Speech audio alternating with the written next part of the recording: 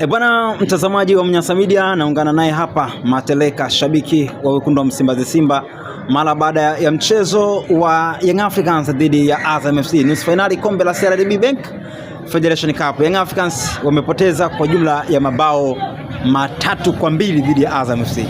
Bwana, mambo vipi? Aisee, mambo safi kabisa. Mambo yanaenda? Mambo yanakwenda na nimefurahi. Kwenye ukurasa wa Simba wameandika wametukimbia mara baada ya mchezo wa Azam FC dhidi ya Young Africans. Nani kawakimbia? Yanga amewakimbia Simba. Yanga amewakimbia Simba. Yanga amejivunja.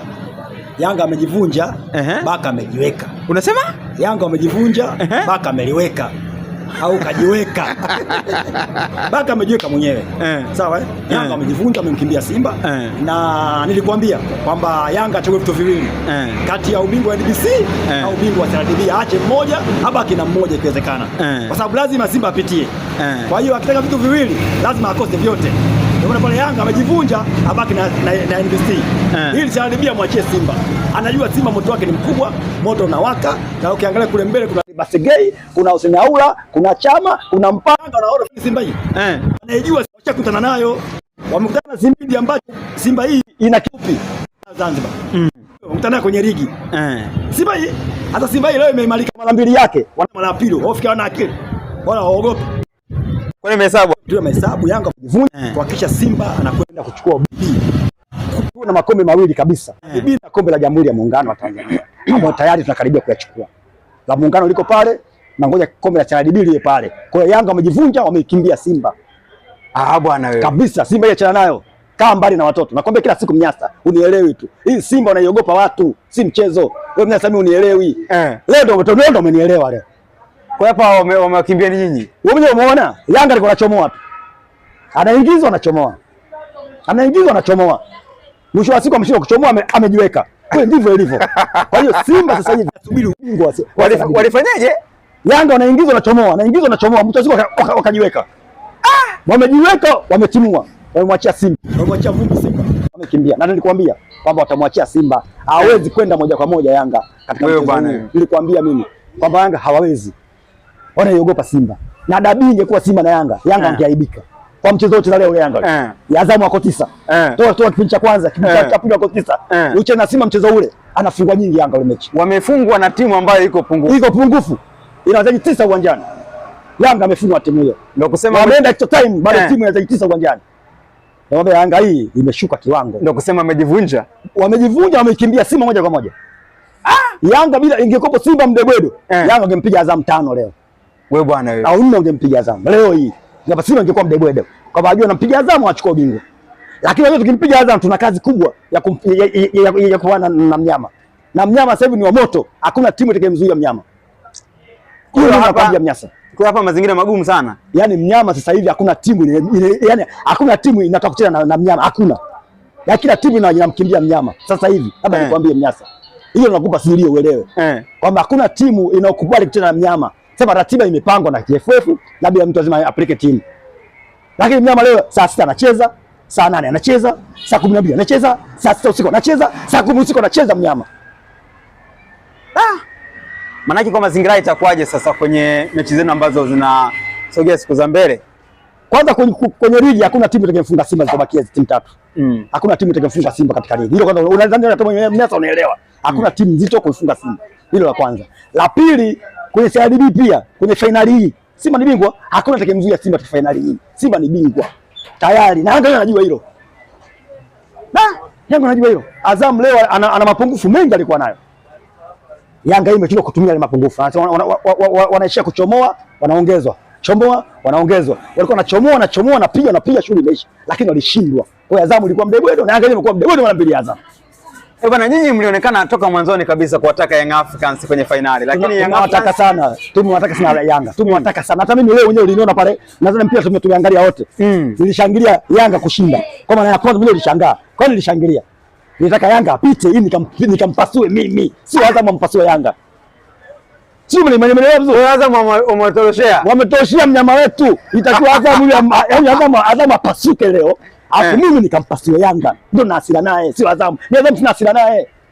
Hata kidogo.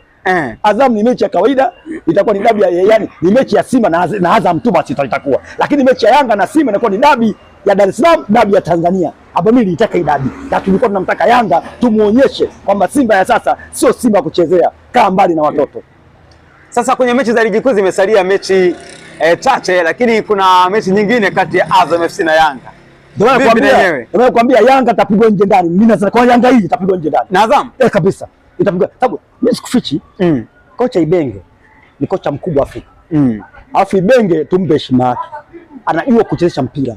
Ibenge haingii na mpango kazi. Mpango kazi anaopata uwanjani. Kadri mechi inavyokuja ndio Ibenge anapata mpango kazi. Kwamba hapa mechi hapa kuchakuwa na tatizo nifanye vipi? Ndio kazi ya Ibenge. Unaona leo pale kadi nyekundu ilivyotoka Ibenge alitulia kwenye benchi, akakaa, akatafsiri, akafanya siku moja kubwa tu ya watu wawili. Baada ya timu ikaa sawa. Timu ikaa sawa. Ingekuwa kocha mwingine, ile kadi nyekundu ingemtoa kwenye lele. Kwa sababu Diaby ni fullback nzuri, mtegemezi pale Azam. Kama unazama wewe unamjua Diaby. Ni tegemezi pale Azam, ni beki mzuri Azam, akapewa kadi nyekundu sehemu sio nzuri, sehemu ambayo goli moja na ni kocha kama kocha ambaye mdogo, ana PhD ndogo. Lazima aharibu mchezo. Bwana leo Ibenge hajaribu mchezo. Kaja kwenye form kaifumua Yanga. Mpaka sasa hivi Ibenge amtafuta Simba. Bwana katika zile kuna kadi nyekundu ibidi wapate Young Africans kwa namna ambavyo umetizama? Kuna kadi nyekundu moja itakuwa wapate. Lakini referee aliyeminya. Referee ameminya referee. Maksudi. Sio moja ilikuwa mbili. Hata ya kitambaa ilikuwa kadi nyekundu. Akifa ameminya. Kuna nyingine kuona kadi nyekundu katikati. Refa amenyima. Kwa hiyo tunasema tu kadi nyekundu zilikuwepo lakini refa amekataa. Lakini ndio mchezo ulivyo. Mchezo kuna mapungufu ya marefari hapo. Wewe angalia kwenye kombe la dunia. Marefari wa kombe la dunia wako makini, wako very kabisa wale marefari. Sehemu ya faulo kubwa inapiga faulo kubwa, sehemu ya penalty inapiga penalty bila hata matatizo. Lakini marefari wetu sisi wa kibongo, wewe unaona kuna mapungufu yapo. Kwa sababu tushazoea mapungufu ya kibongo, tuende nayo hivyo hivyo. Sasa unalipi la kuzungumza sasa kuelekea finali ambayo mmeingia na Azam FC na Simba? Sisi tunashukuru timu iliyoingia. Sio timu ndogo, timu kubwa Azam, timu ambayo ishaye kutufunga hata sisi tunajua, timu ina wachezaji wazuri, pia ina kocha mkubwa ambaye ana uwezo mkubwa wa process mchezo, wa kuangalia mchezo, approach ya mchezo, kocha mkubwa Ibenge. Tukatai Azam ni nzuri, ila Simba hii imeimarika mara mbili Azam. Kama unavyoona Simba ya leo. Simba ya leo imeimarika kila idara.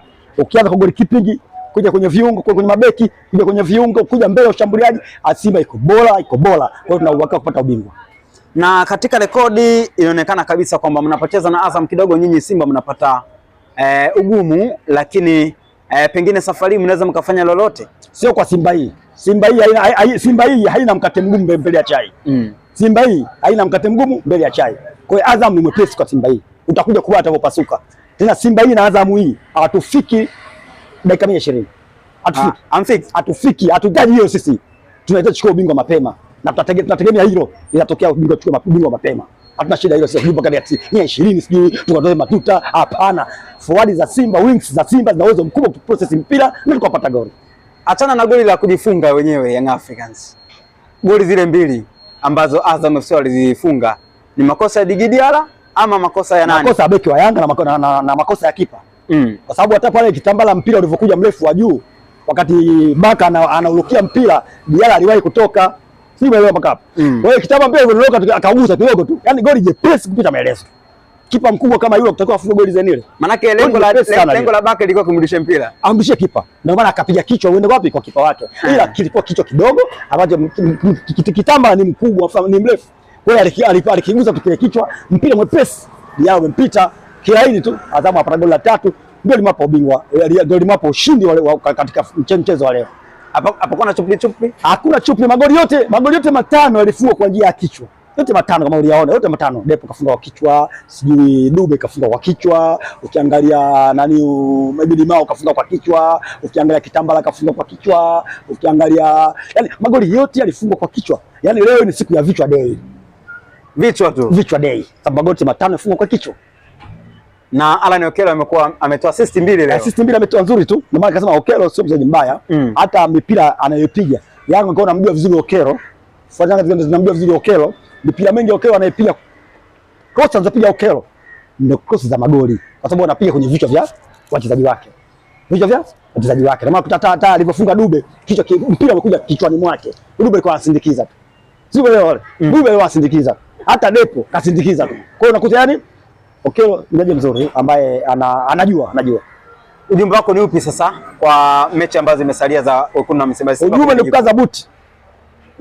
Kwanza naambia wanachama wa Simba wote, wapenzi wa Simba wote, tuwe pamoja, tupe nguvu timu yetu na timu iende ikakaze buti. Bwana kocha wetu Beka afanye kazi kubwa kuhakikisha tunachukua ubingwa huu wa CRDB. Yaani ndio target ya Simba. Kwa hiyo ligi kuu mnaweka pembeni. Tunasema mwaka huu tunahitaji vikombe vyote. Nadhani kauli mbiu ya Simba ulikuwa unaielewa. Kwamba tunahitaji vikombe vyote. Kombe la Jamhuri tumechukua tayari, kombe la CRDB tuchukue, then kombe la ligi tuchukue. Na Yanga hii kwenye kombe la ligi itaacha point. Hiyo mimi ninakwambia siku zote. Bado naendelea kukuambia kwamba itaacha point, Simba atakuwa bingwa tena kwa CRDB. Hiyo ukitaka usitake. Kama si Azamu, iko timu itamnyamazisha. Simba atakuwa bingwa. Imekuwa vita kati ya mchezo wa Azam FC na Young Africans leo. Vita kweli kweli, na pengine mechi yao ijayo ya ligi kuu. Pengine vita inaweza kurejea hii ambayo sasa hiyo ndio itakuwa mbaya zaidi kwa sababu Yanga anaangalia kaburi ile pale ile. Sawa? Azamu anataka mfunge ili naye ampite Simba awe bingwa. Sababu yeye Azamu anatafuta ubingwa naye. Kwa hali na mali. Kama sio ubingwa azimshindi wa pili hata. Ina maana akimfunga Yanga akishuka ukichinga kishinda yeye anatafuta ushindi wa pili. Kwa hiyo lazima Azamu anatafuta kuonyesha Yanga kwa mimi timu kubwa wako. Kwa hiyo mechi inakuja ya Yanga na Azam tarehe 24 ni mechi kubwa vile vile. Mechi kubwa kupita maelezo. Na usije kashangaa pia Yanga kakalia kwa kikosi cha Yanga. Sababu unavyopiga unachomoa naye mbaya. Unavyopiga chomoa piga. Kidogo kana mkubwa. Lakini mkubwa unaisha unapiga kofi unarudisha. Wapi na wapi. Kwa hiyo lazima Yanga ajitathmini. Yanga ajitathmini. Benchi la ufundi jitathmini kwamba haiwezekani timu ya wachezaji 9 inakupiga kama vile kama ngoma. Haiwezekani. Wachezaji? Timu ina wachezaji 9, alafu na wewe umekamilika full mkoko, alafu unapigwa kama ngoma. Haiwezekani. Ina maana unapigwa kama ngoma? Haiwezekani. Lazima wajitathmini. Yanga hii ina changamoto. Huko tunakwenda ni kubaya sana. Na ukizingatia Yanga hii tunaenda kwenye klabu bingwa. Kama iko vile vile. Hata makundi yenyewe itaisha makundi hapa ifike. Mimi nakwambia kwa Yanga hii ile kuepo. Kabisa. Klabu bingwa ifike yani itaisha makundi tu. Mimi nakwambia. Sisi tuko hapa tunaongea mnyasa. Bwana shukrani sana. Asante.